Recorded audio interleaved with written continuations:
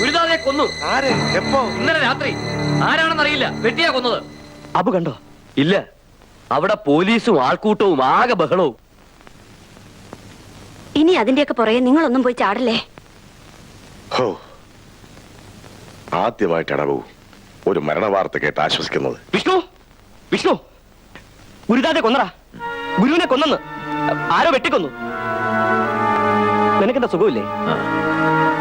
ജെയിംസേ, ജെയിംസേ, എടാ ഗുരുവിനെ കൊന്നടാ.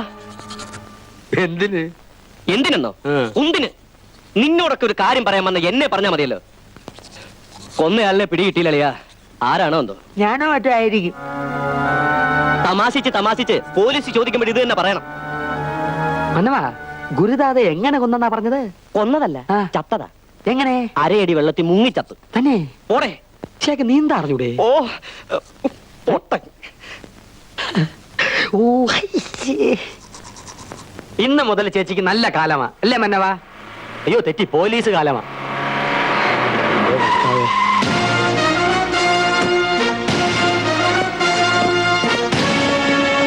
ദിവാകരൻ സാറല്ലേ? ഇലക്ഷൻ ഓഫീസിൽ കാണും. സാർ വരുമ്പോ നിങ്ങൾ രണ്ടുപേരും കൂടി ക്രൈംബ്രാഞ്ച് ഓഫീസ് വരെ വരണമെന്ന് DSP അദ്ദേഹം പറഞ്ഞു. ഒന്നുമില്ല, ചില കാര്യങ്ങൾ ചോദിച്ച് മനസ്സിലാക്കാനാ. ആ ഗുരുദാദ എന്ന് പറഞ്ഞവൻ ഇവിടെ വന്ന് പ്രശ്നം ഉണ്ടാക്കിയതാണല്ലോ. അവന്റെ കൊലക്കേസുമായി ബന്ധപ്പെട്ട് മൊഴിയെടുക്കാനാ. അല്ല, ഇവിടെ 3 വാടകക്കാർ താമസിക്കുന്നില്ലേ? അത് ഞങ്ങളാണ് സാർ. ഒരാൾ മേളിലുണ്ട്, സുഖമില്ലാതെ കിടക്കുക. വിളിച്ചിറക്കണോ? അവന്റെ വീരമല്ലോ കിട്ടിയോ സാർ? ഏവന്റെ? അല്ല, നമ്മുടെ ദാതയുണ്ടല്ലോ, റൗഡി, അദ്ദേഹത്തിനെ കൊന്നവന്റെ. അത് അന്വേഷിച്ചാ ഞങ്ങൾ ഇറങ്ങിയിരിക്കുന്നത്. ഒരു 10:30-11 മണിയോടുകൂടി ക്രൈംബ്രാഞ്ച് ഓഫീസ് വരെ വരണം, 3 പേരും കൂടെ. എന്തിനാണ് സാർ? നല്ല നേരം നോക്കി ഒരു ഉമ്മ തരാൻ. ഒന്നും വേണ്ട സാർ. ചുമ്മാ വന്നില്ലെങ്കിൽ വരുത്താൻ അറിയാം. ഇല്ല സാർ, ഞങ്ങൾ വന്നോളാം.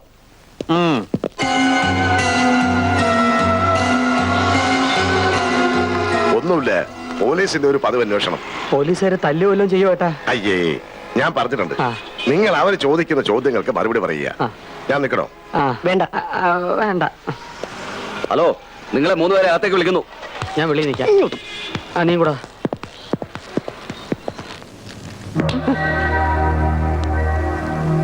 ചോദിക്കുന്ന ചോദ്യങ്ങൾക്ക് കൃത്യമായി മറുപടി പറയണം. ആരാ ഗുരുവിനെ കൊന്നത്? ഞങ്ങൾക്കറിയില്ല സാർ. താനും അവനുമായിട്ട് എന്തായിരുന്നു പ്രശ്നം? ദിവാകരേട്ടന്റെ മോളുടെ. ഏത് ദിവാകരേട്ടൻ? ഞങ്ങളുടെ ഹൗസ് ഓണർ. ആ മോളുടെ മുടി വെട്ടിക്കളഞ്ഞ് ഉപദ്രവിക്കുന്ന കണ്ടപ്പോ ഞാൻ പിടിച്ചു മാറ്റി. പിടിച്ചു മാറ്റിയതേ ഉള്ളോ? നിങ്ങൾ തമ്മിൽ അടി നടന്നില്ലേ? നടന്നു. താൻ ആ TV പടം പിടിക്കുന്നിടത്ത് വെച്ച് പിന്നെ അയാൾ അടിച്ചില്ലേ? ഇല്ല സർ, അവർ ഇങ്ങോട്ട് വന്ന് എന്നെ അടിക്കായിരുന്നു. അതോടെ TV-ക്കാര് വിഷ്ണുവിനെ പറഞ്ഞു വിട്ടു. അപ്പൊ അതായിരുന്നു തനിക്ക് അയാളോടുള്ള വൈരാഗ്യം അല്ലേ? എനിക്കൊരു വൈരാഗ്യമില്ലായിരുന്നു സർ. താനെന്താ വേർക്കുന്നേ? അവന് പനിയായിട്ട് കിടക്കായിരുന്നു സാർ. വയ്ക്കോ. എപ്പോ വിളിച്ചാലും 3 പേരും വന്നേക്കണം. ശരി സാർ. അവിടെ ഒപ്പിട്ട് വയ്ക്കോ.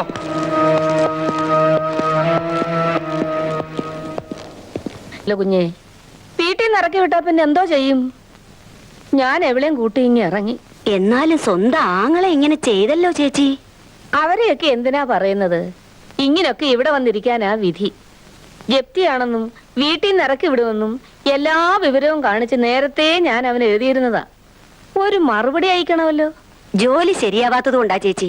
വിഷ്ണുവിന് നിങ്ങളെന്ന് വെച്ച ജീവനാ. ചേട്ടൻ വരെ ഇനിയും താമസിക്കോ ചേച്ചി? താമസിച്ചാലെന്താ, ഇവിടെ അല്ലേ ഇരിക്കുന്നത്. ഇത് നിങ്ങളുടെ വീടാ. അമ്മേ, ചേട്ടൻ.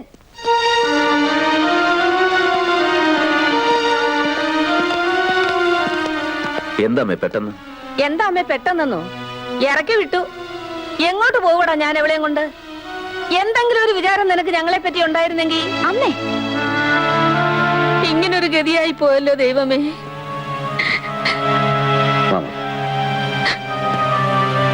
പെട്ടി ഞാനും കൊണ്ടുവരാം. അവർ സംസാരിക്കട്ടെ, നമുക്ക് വിട്ടിരിക്കാം. ചേച്ചി, 2 ഗ്ലാസ് എടുത്ത് ഒരു നാരങ്ങ കട്ട്. അയ്യോ, നാരങ്ങ വെള്ളം വേണേ പറഞ്ഞാ പോരെ. നിങ്ങൾ വല്ലതും കഴിച്ചോ? ആ ചേച്ചിയുടെ അവിടുന്ന് കഴിച്ചു. നിനക്ക് സുഖമില്ലേ മോനെ? നീ അങ്ങ് വല്ലാതെ ക്ഷീണിച്ചല്ലോ. കഴിഞ്ഞ തവണ കണ്ടതിന്റെ പാതിയായിട്ടുണ്ട് ചേട്ടൻ. വല്യമ്മാനോട് പോയിരുന്നു അമ്മ? പോയിരുന്നു.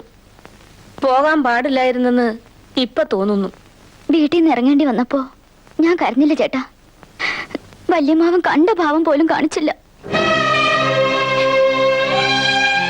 കുറെ കാശ് എങ്ങനെയും ഉണ്ടാക്കിയിട്ട് വരാമെന്ന് വിചാരിച്ചതമ്മേ ഞാൻ. നീ ഇപ്പൊ എങ്ങോട്ടും പോകണ്ടല്ലോ. എങ്ങോട്ടും പോകണ്ടെന്നോ? കെട്ടിക്കാൻ പ്രായമായ ഒരു പെങ്ങളാണ് എന്റെ മുമ്പ് നിൽക്കുന്നത്. നമ്മളെ വഴിയിലിറക്കി വിട്ടിട്ടല്ലടാ നിന്റെ അച്ഛൻ പോയത്. ഉള്ളതെല്ലാം വിറ്റും പണയം വെച്ച് നിന്നെ പഠിപ്പിച്ചു. നീ പഠിച്ചോ? ഇല്ല. എവക്കൂടെ അവകാശപ്പെട്ട കിടപ്പാടം പോലും ഇല്ലാതാക്കിയില്ലേ നീ? ശരിയാണമ്മേ, സമ്മതിച്ചു. ഒന്നും മനഃപൂർവ്വമായിരുന്നല്ലോ, അങ്ങനെയൊക്കെ സംഭവിച്ചു പോയി. കൂടുതൽ കുറ്റങ്ങൾ നിർത്തി ഇപ്പൊ അമ്മ എന്നെ തളർത്തരുത്. എന്തൊക്കെ പറഞ്ഞാലും അമ്മയ്ക്ക് പറയാൻ പറ്റുമോ എനിക്ക് അവളോട് സ്നേഹമില്ലാന്ന്, എനിക്ക് അമ്മയോട് സ്നേഹമില്ലാന്ന്? ഞാൻ കെട്ടിച്ചുവിടും അമ്മ എന്റെ പെങ്ങളെ. നഷ്ടപ്പെട്ടെല്ലാം തിരിച്ചെടുക്കാൻ എനിക്ക് കുറച്ചുകൂടെ സമയം താ. എന്നാളെയാ ചായ. ദാ. അമ്മേ, ഇത് ജെയിംസ്, അത് ഹരികൃഷ്ണൻ. ഞങ്ങൾ ഒന്നിച്ച അമ്മയെ താമസം. കണ്ടിട്ടില്ലെന്നേ ഉള്ളൂ. അമ്മയെ അറിയാം, പെങ്ങളെ അറിയാം. വീട്ടിൽ നിന്ന് ഇറക്കി വിട്ട് വന്നിരിക്കുക. ഞാൻ എന്ത് ജോലിയാ? നീ ഒന്നും ചെയ്യണ്ട. രാജമ്മ ചേച്ചി എല്ലാം പറഞ്ഞു. ഞങ്ങളെല്ലാം ഏർപ്പാടാക്കിയിട്ടുണ്ട്. ഇവരിവിടെ താമസിക്കുന്നു, രാജമ്മ ചേച്ചിയുടെ കൂടെ.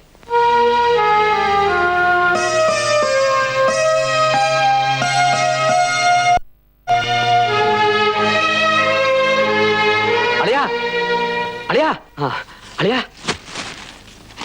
പറഞ്ഞു മാത്യൂസ് അച്ചായൻ പണി പറ്റിച്ചളഞ്ഞല്ലോ. പോലീസ് അച്ചായനെ അറസ്റ്റ് ചെയ്തു, ദാതെ കൊന്നതിന്. പോലീസിൽ അയാൾ കുറ്റം ഏറ്റു പറഞ്ഞു. വിശ്വസിക്കാൻ തോന്നുന്നില്ലളിയാ. മതയാനെ മാക്രി വിഴിഞ്ഞതുപോലെ.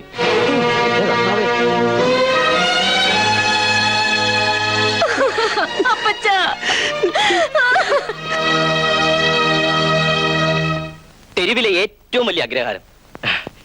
ഇപ്പോ അമ്മ തനിയെത്താൻ അങ്ങേ ഇരിക്ക്. പിന്നെ അടുത്ത വീട്ടിലെ പാർട്ടി വന്ന് ചിന്ന ചിന്ന ഹെൽപ്പൊക്കെ ചെയ്തു കൊടുക്കും. നിറയെ റൂമും പൊരുളൊക്കെ ഇരിക്ക്. ഇപ്പോ 2 റൂമേ യൂസ് ചെയ്യുന്നുള്ളൂ, അമ്മാവുടെയും എന്നുടെയും. അപ്പാ വരുന്ന കാലത്തിലെ പെരിയ പെരിയ മിഷീൻസ് ഒക്കെ വന്ന് താമസിച്ചിട്ടുണ്ട്. മോൻ വീട്ടിലേക്ക് പോകാറുണ്ടോ? പിന്നെ എല്ലാ മാസവും പോകും. ഓ, അങ്ങോട്ട് പോകുമ്പോ വലിയ സന്തോഷമാണ്. 2 നാൾ പോകുന്ന അറിയേയില്ല. തിരുമ്പി വരുന്ന കാര്യം ആലോചിക്കുമ്പോഴാ നട വരെ കൂടെ വരും. പിന്നെ കരച്ചില്ല അമ്മ. അയ്യോ പാവം. ദേവി നിന്ന് കരയുന്ന പോലെ എനിക്ക് തോന്നുന്നത്. ഇവിടെ വന്നാ പിന്നെ 2 ദിവസം അപ്സെറ്റാ. എന്താ ഹരി അപ്സെറ്റാന്ന് പറഞ്ഞത്? അല്ല, ഞാൻ വീട്ടിലെ കാര്യങ്ങൾ പറയായിരുന്നു ഏട്ടാ. ആ, ഇതുവരെ ഇറങ്ങിയോ? നീ വരുന്നോ? നമ്മുടെ മാത്യൂസ് അച്ചായനോട് ജാമ്യം കിട്ടുമെന്ന് നോക്കണ്ടേ ദിവാരേട്ടാ? ജാമ്യം കിട്ടുമെന്ന് തോന്നുന്നില്ല വിഷ്ണു. മാത്രമല്ല, നമ്മൾ ഇപ്പൊ കയറി അതിനൊന്നും തലയിടരുത്. നീ ആവശ്യമില്ലാത്ത കാര്യത്തിലൊന്നും കയറി ഇടപെടേണ്ട വിഷ്ണു. ഒരു കുടുംബം വഴിയാതാരാവൂലേ ഹരി? കുടുംബം വഴിയാതവരാവുന്നോ? നിന്റെ അമ്മയും പെങ്ങളെ പറ്റി നിനക്ക് ഇത്രത്തോളം വിചാരമില്ലല്ലോ. എന്റെ അമ്മയും മകളെ നീ എനിക്ക് ചൂണ്ടിക്കാണിച്ചു തരണ്ട. കാണാത്ത മട്ടി നടന്നാ പിന്നെ ചൂണ്ടിക്കാണിക്കുന്നതിൽ എന്താ തെറ്റ്? എന്ത് കണ്ടില്ലെന്ന്? ആരെ കണ്ടില്ലെന്ന് അമ്മ ഈ പറയുന്നത്? എന്തെങ്കിലും ഒരു തീരുമാനം എടുക്കാൻ കഴിഞ്ഞോടാ നിനക്ക് ഇതുവരെ? ഞങ്ങൾ എന്ത് ചെയ്യണം? ഇവിടെ ഇങ്ങനെ കഴിയണോ? നല്ലവരായതുകൊണ്ട് സ്നേഹത്തോടെ വെച്ച് വിളമ്പുന്നു, വിമിഷ്ടത്തോടെ വരവി ഉണ്ണുന്നത്. ഔദാരിച്ചോർ ഊട്ടി അല്ലടാ നിന്നെ നിന്റെ അച്ഛൻ വളർത്തിയത്. അങ്ങനെയൊന്നും പറയല്ലേ ചേച്ചി. അഭിമാനം വിറ്റ് തിന്ന് ശീലമില്ല കുഞ്ഞെ, അറിയാതെ പറഞ്ഞു പോയതാ. എവിടെ ആരുടെയെങ്കിലും കൈ പിടിച്ച് ഏൽപ്പിച്ചിരുന്നെങ്കിൽ എവിടെങ്കിലും പോയി ഞാൻ ചത്തേനെ. അമ്മേ,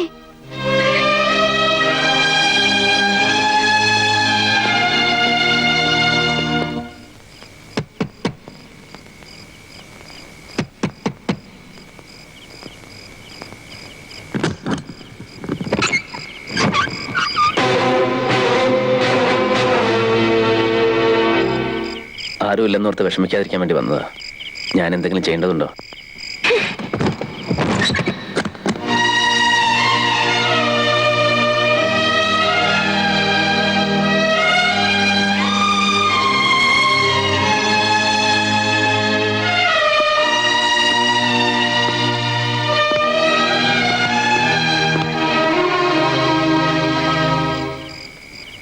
വിഷ്ണു, ഞാൻ വീട്ടിലേക്കാ. ഞാൻ വീട്ടിലേക്കല്ല. നിനക്ക് അവിടെ പോകേണ്ട കാര്യം എന്താ? അവള് നിന്റെ ആരാ? എല്ലാം ഞാനായിട്ട് വരുത്തി വെച്ച വിനയമേ. ഞാൻ കാല് പിടിച്ചിട്ടാ ഇവന് ടിവിയിൽ അഭിനയിക്കാൻ ഒരു അവസരം ഉണ്ടായി കൊടുത്തത്. അത് അവനായിട്ട് നശിപ്പിച്ചു. അതെ, എല്ലാം ഞാനായിട്ട് ഇല്ലാതാക്കി. ഞാനായിട്ട് എന്റെ അമ്മയും പെങ്ങളെയും വഴിയാധാരമാക്കി. നിന്നെ കൊണ്ട് ചെയ്തു തരാമെന്നൊക്കെ നീ ചെയ്തിരുന്നുണ്ടല്ലോ. വളരെ നന്ദിയുണ്ടടാ, വളരെ നന്ദിയുണ്ട്. തളർന്നു നിൽക്കുന്ന എന്റെ ദേഹത്തല്ലേ നിനക്ക് കയറി ചവിട്ടാൻ പറ്റും. അതെ, ഞാൻ ചവിട്ടി. സഹായഹസ്തം കൊണ്ട് പോയിട്ടുണ്ടായി. മോന്തയ്ക്ക് വാതിലടച്ചില്ലേ അവള്? സാക്ഷിയാകാൻ ക്ഷണിച്ചില്ലല്ലോ സാറിനെ. ഞാൻ വന്നതാ തെറ്റ്. നീ ആ വീട്ടിൽ പോയത് തെറ്റല്ല. ഇതമ്മ ഇവന്റെ കുഴപ്പം. അവൻ പറയുന്നതും ചെയ്യുന്നതും എല്ലാം ശരി. അവനോടുള്ള സ്നേഹം കൊണ്ട് ഞങ്ങൾ എന്തെങ്കിലും പറഞ്ഞു പോയാൽ അത് തെറ്റ്. ഞാൻ എന്ത് തെറ്റമ്മ ഇവനോട് ചെയ്തത്? അമ്മ പറ. എല്ലാം എനിക്ക് മനസ്സിലാകുന്നുണ്ട് കുഞ്ഞെ. ഇത് ഞങ്ങളുടെ തലയിലെടുത്ത. അളിയ അളിയ മാത്യൂസ് അച്ചായൻ പോലീസ് കസ്റ്റഡിയിൽ നിന്ന് മരിച്ചു. പോലീസുകാർ ഇടിച്ചു കൊന്നതാണോ എന്തോ പാവം.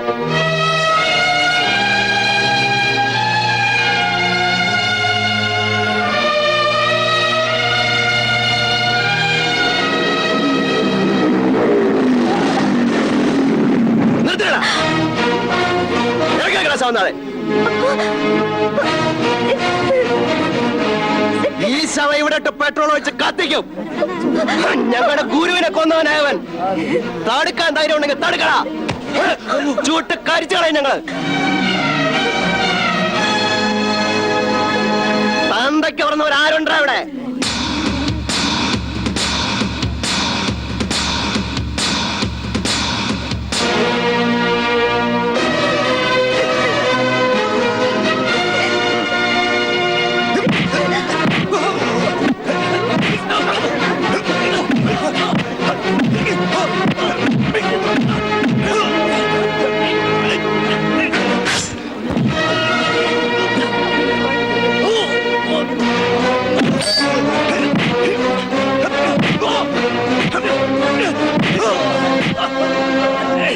ശവം കരിക്കാൻ വന്നവനാണല്ലേ നീയൊക്കെ? ജീവനോടെ ചുട്ട് കരിച്ചുകളയും. ഓടാടുത്തുണ്ട്.